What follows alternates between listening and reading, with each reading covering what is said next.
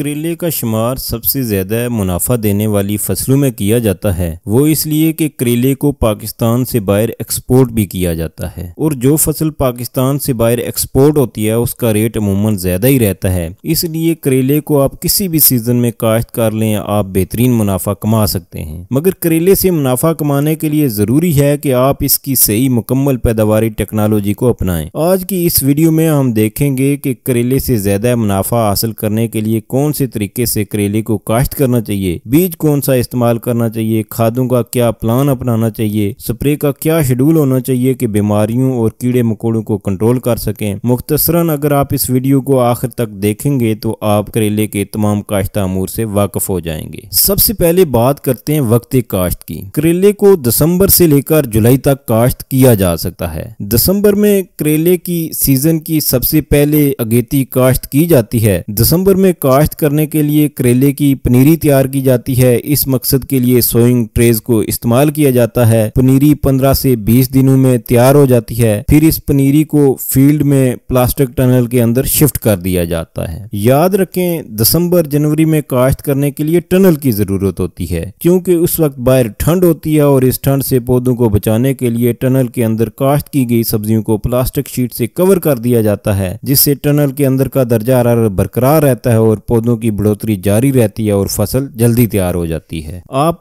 दिसंबर जनवरी में टनल के अंदर जो करेला काश्त करते हैं उसके ऊपर से शापर को फरवरी में हटा लिया जाता है क्योंकि करेला एक क्रॉस पोलिनेटेड फसल है। इसलिए जैसे ही मौसम खुल जाता है यानी बाहर का टेम्परेचर मुनासिब हो जाता है, इस वक्त इसके ऊपर से शापर को हटा लिया जाता है ताकि फल आवरी का प्रोसेस शुरू हो सके। करेले की मौसमी काश्त की बात की जाए तो मौसमी काश्त फरवरी, मार्च और अप्रैल में की जाती है। इस वक्त ठंड खत्म हो चुकी होती है, इसलिए इस वक्त डायरेक्ट जमीन में खेलियां बनाकर करेले का बीज लगा सकते हैं। इसके अलावा गंदम की कटाई के बाद भी डायरेक्ट जमीन में करेले के बीज को लगाया जा सकता है। सीजन की आखिरी यानी जो पछेती काश्त है वो जुलाई में की जाती है। जुलाई काश्ता करेला बहुत ज्यादा मुनाफा देता है क्योंकि उस वक्त बरसात की वजह से जो मौसमी काश्त का करेला है वो खत्म हो चुका होता है, इसलिए जुलाई काश्ता करेले का मार्केट में बहुत अच्छा रेट मिल जाता है। लिहाजा अगर आप जुलाई में काश्त करना चाहते हैं तो फिर आप 10 जुलाई के बाद डायरेक्ट जमीन में बीज लगाकर काश्त कर सकते हैं। कोशिश करें कि 10 से 20 जुलाई के दरमियान काश्त मुकम्मल कर लें। करेले की फसल को परवान चढ़ाने के तरीकों की बात की जाए तो करेले की फसल को परवान चढ़ाने के दो तरीके हैं। पहला है रवायती तरीका जो कि पाकिस्तान में सबसे ज्यादा अपनाया जाता है। इस रवायती तरीका में फसल को पटड़ियों के ऊपर यानी जमीन के ऊपर फैला दिया जाता है और फसल जमीन के ऊपर ही बढ़ती और फलती फूलती है। इस तरीकाकार में पैदावार कम होती है और फसल की लाइफ भी कम होती है क्योंकि बरसात के मौसम में जब बारिशें ज्यादा होती हैं तो फसल जमीन पर गल सड़ जाती है और बीमारियों का हमला भी ज्यादा होता है। और जब बरसात में बारिशें ज्यादा हो रही होती हैं तो जड़ी बूटियों को कंट्रोल करना भी मुश्किल हो जाता है और अल्टीमेटली फसल फेल हो जाती है। दूसरा तरीका जो सबसे ज्यादा कामयाब है और इसमें पैदावार भी ज्यादा होती है और प्रॉफिट मार्जिन भी ज्यादा होता है, इस तरीका में आप अपनी जमीन में वॉक इन या हाई टनल बना लेते हैं। अगर टनल नहीं है तो फिर आप 10 बाय 10 फुट के फासले पर बांस लगा लेते हैं और फिर टनल या बांस जो भी अवेलेबल स्ट्रक्चर हो उसके ऊपर जाल लगा लेते हैं और आपकी फसल जमीन पर फैलने की बजाय जाल के ऊपर चढ़ जाती है। इस तरीकाकार को वर्टिकल फार्मिंग भी कहते हैं। इस तरीकाकार में आपकी फसल जमीन पर फैलने की बजाय बांसों के ऊपर चढ़ जाती है। इस तरीकाकार में कम जगह के ऊपर ज्यादा पौधे लगाकर ज्यादा पैदावार हासिल की जाती है। इस तरीकाकार में आपकी फसल जमीन पर फैलने की बजाय बांसों के ऊपर लगे हुए जाल के ऊपर चढ़ जाती है। इस तरीकाकार में कम जगह के ऊपर ज्यादा पौधे लगाकर ज्यादा पैदावार हासिल की जाती है। इस तरीकाकार में जब आप बीमारियों और कीड़े मकोड़ों के खिलाफ स्प्रे करते हैं तो स्प्रे इक्वली हर पौधे पर, हर पत्ते पर और हर टहनी के ऊपर पड़ती है, जिससे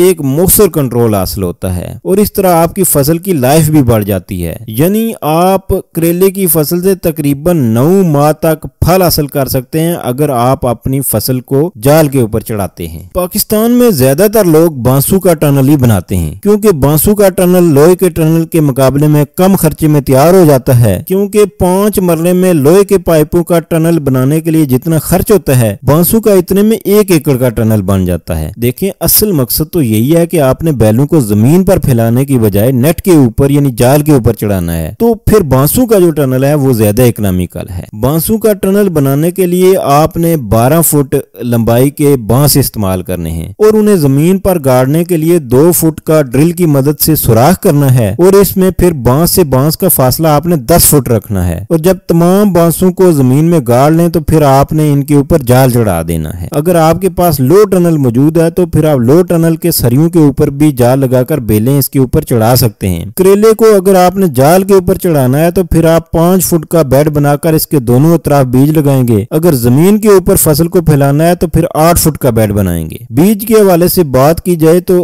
आपने बीज हमेशा अच्छी कंपनी का इस्तेमाल करना है। बीज के ऊपर आपने कभी भी कंप्रोमाइज नहीं करना, वरना आपकी पैदावार मुतासर होगी। बीज हमेशा किसी ट्रस्टेड डीलर से हासिल करें। किसी राह चलतू कंपनी का बीज कभी भी इस्तेमाल ना करें, क्योंकि इसी बीज ने आगे 9 माह आपको प्रॉफिट फराहम करवाना है। देखें, कुछ ऐसी कंपनी है जिनके बीज बहुत अच्छे हैं, जिसमें सिजेंटा है, सदीक सन्स है, आजी सन्स है। और चंद अच्छे बीजों की अगर बात की जाए तो उनमें प्राची अच्छा है, किरण अच्छी वैरायटी है, इसी तरह पाली एक अच्छी वैरायटी है, गोरी एक अच्छी वैरायटी है, प्रिंस जो एक हाइब्रिड वैरायटी है ये भी अच्छी है, विनर अच्छी वैरायटी है, कोहसार एक अच्छी वैरायटी है, इसी तरह पाशा भी एक अच्छा हाइब्रिड है। इसी तरह आपने देख लेना है कि आपके एरिया में कौन सा बीज अच्छा परफॉर्म कर रहा है, या फिर आप अपने पास किसी मंडी का विजिट कर लें और उसमें देख लें कि कौन सी वैरायटी है जो ज्यादा बिक रही है, और फिर आप भी वही वैरायटी काश्त कर लें। अब आगे बात करते हैं अगले मरहले की, यानी कि आपने बीज को जहर आलूद करना है, यानी कि बीज की सीड ट्रीटमेंट करनी है। बीज को आपने हमेशा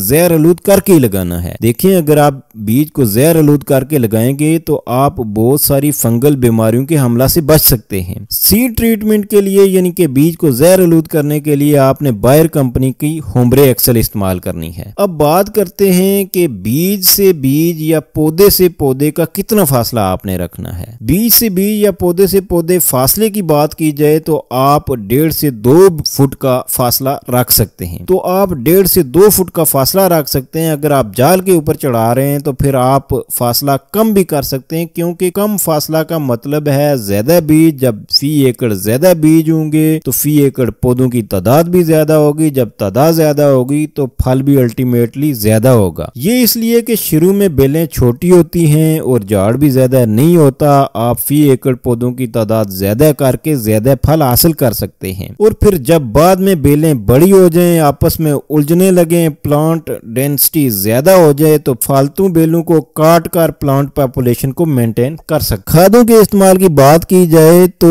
अगर आपने एक बम्पर क्रॉप हासिल करनी है तो फिर आपने खादों के एक भरपूर प्लान को फॉलो करना है। सबसे पहले बजाई के वक्त आपने 1 बोरी डीएपी, 1 बोरी एसओपी और 1 बोरी अमोनियम सल्फेट का इस्तेमाल करना है। इसके बाद जब पौधों का कद 4 से 5 इंच हो जाए तो फिर आपने आधी बोरी यूरिया फी एकड़ के हिसाब से फ्लड करनी है। इसके बाद फूल होने पर आपने 1 बोरी सरसब्ज नाइट्रोफास और 12 किलो सोलूबल पोटाश फ्लड करना है। इसके बाद कोशिश करें कि हर चुनाई के बाद आप सोलूबल पोटाश फ्लड करें या फिर एनपीके 20-20-20 की डोज लाजमी दें। अगर आपकी फसल का रंग फीका पड़ता दिखाई दे तो फिर आपने यूरिया को भी फ्लड करना है। करेले की फसल के ऊपर ज्यादा से ज्यादा फूल और फल आवरी के लिए आप अमाइनो एसिड का स्प्रे भी लाजमी करें। इस मकसद के लिए आप अरिस्टा का मल्टी प्रो भी इस्तेमाल कर सकते हैं, सिजेंटा का इजाबियान भी इस्तेमाल कर सकते हैं और कार्टिवा का जरबार भी इस्तेमाल कर सकते हैं। इसी तरह जाफर ब्रादर्स का टेकामिन मैक्स भी एक अच्छा अमाइनो एसिड है। आपाशी के हवाले से बात की जाए तो आपने जब भी आपकी फसल वत्तर की कंडीशन में हो आपने लाजमी आपाशी करनी है। आपने सूखा नहीं होने देना, वरना आपकी फसल स्ट्रेस में चली जाएगी जो कि आपकी पैदावार को मुतासर करेगी। अब बात करते हैं स्प्रे शेड्यूल की। अगर आप एक बम्पर क्रॉप हासिल करना चाहते हैं तो फिर आपने अपनी फसल के लिए एक स्प्रे शेड्यूल बनाना है। बीमारी और कीड़े के आने का इंतजार नहीं करना, क्योंकि जब बीमारी और कीड़े का हमला हो जाता है तो फिर उन्हें कंट्रोल करना मुश्किल हो जाता है। इसलिए आपने एहतियाती स्प्रे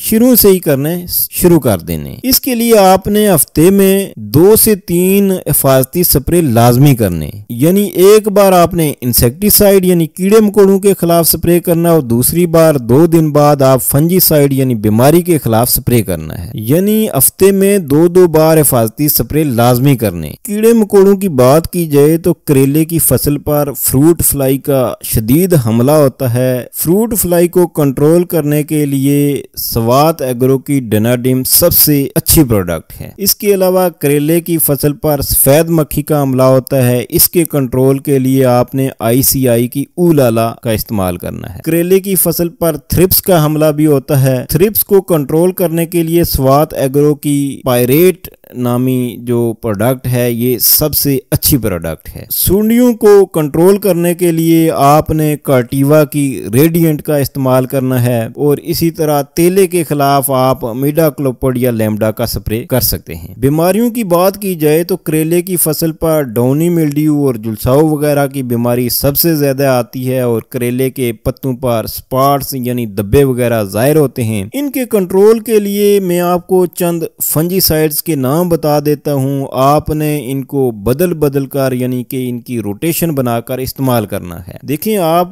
किसी भी एक दवाई को बार बार एक ही दवाई को इस्तेमाल करेंगे तो फिर वो जो बीमारी होती है या जो कीड़ा मकोड़ा होता है वो अपने अंदर उसके खिलाफ रेजिस्टेंस पैदा कर लेता है और फिर एक ही दवाई के बार बार इस्तेमाल से वो बीमारी कंट्रोल नहीं होती है। इसलिए आपने एक रोटेशन बना लेनी है। तो बीमारियों के कंट्रोल के लिए आपको मैं चंद फंजीसाइड्स के नाम बता देता हूं जिनको आप बदल बदल कर इस्तेमाल कर सकते हैं। इसमें एक सिजेंटा कंपनी की एमिस्टार टॉप है, ये भी एक अच्छी फंजीसाइड है। इसी तरह अरिस्टा कंपनी की अवीटो है, ये भी एक अच्छी फंजीसाइड है। सिजेंटा कंपनी की रिवर्स है, इसी तरह अरिस्टा कंपनी की सक्सेस है, बायर कंपनी की इंट्राकॉल है या फिर स्वात एग्रो की टॉप गार्ड के नाम से जो फंजीसाइड है ये भी एक अच्छा प्रोडक्ट। तो खुलासा ये निकला कि अगर आप सही वक्त पे काश्त करते हैं, सही तरीके से काश्त करते हैं, अच्छे बीजों का इस्तेमाल करते हैं, बीमारियों को कंट्रोल करने के लिए और कीड़े मकोड़ों को कंट्रोल करने के लिए स्प्रे का एक अच्छा शेड्यूल बना लेते हैं तो आप करेले की फसल से एक भरपूर पैदावार हासिल कर सकते हैं, एक भरपूर मुनाफा हासिल कर सकते हैं।